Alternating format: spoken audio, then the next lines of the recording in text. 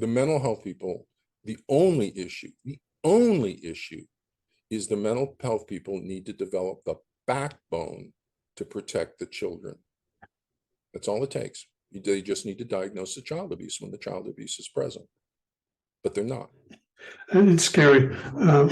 It is terribly frightening. Yeah. But that's why I came up with the 3 diagnostic indicators and 12 associated clinical signs, is because for whatever reason, fortunately, I have that background.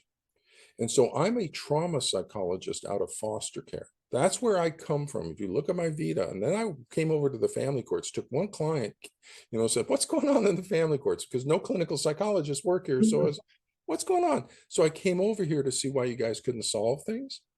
And oh my God, it's active child abuse. It's active spousal abuse, and no one's stopping it. This is my pathology, trauma, the transgenerational transmission of trauma and child abuse. So that's why I'm here. I'm a clinical psychologist. You see me sign it all the time, clinical psychologist in the family courts, treating the child abuse and spousal abuse that's here being caused by the forensic psychologists. They are what's called in trauma work, they are called the betrayers, the one who should protect and doesn't. That's a defined role in trauma work with child abuse, the betrayer, the one who should protect and doesn't. It's in the bystander category. And that's what the forensic psychologists are in, and they don't even realize it, and because they're not trauma trained. And so I'm over here treating the child abuse and spousal abuse being created by another group of psychologists. Yeah. Holy Toledo, that's bizarre. And again, the factitious disorder imposed on another does not have the criteria of being conscious. Oh, okay, it doesn't. It's just a false pathology imposed on the child. It doesn't even require the secondary gain of the parent getting something out of it. That used to be a criteria, but they don't like attributing motivations to people. So in the later revisions of the DSM, they've just made it a false pathology being imposed on the child.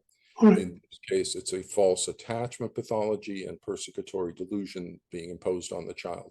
I do like the secondary gain component as a definition. Yeah. So the secondary gain is manipulating the court and getting their own personal needs met. And the thing, and I was just thinking, because if you cannot, if it doesn't have to be conscious, in the case that the people just ignore it and not looking for it. Yeah, basically because they're practicing beyond the boundaries of their competence. Yeah. So I don't come from the family courts. I work out in the real world of real child stuff. In real child stuff, you don't see delusional disorders. You never see that in child. That's not a feature of ADHD or autism or school behavior problems or nothing. And so the only place you see the delusional disorders is over in schizophrenia. And so none of the child people, none of the family court people know what delusions look like. The other is factitious disorder imposed on another. Nobody knows what that looks like.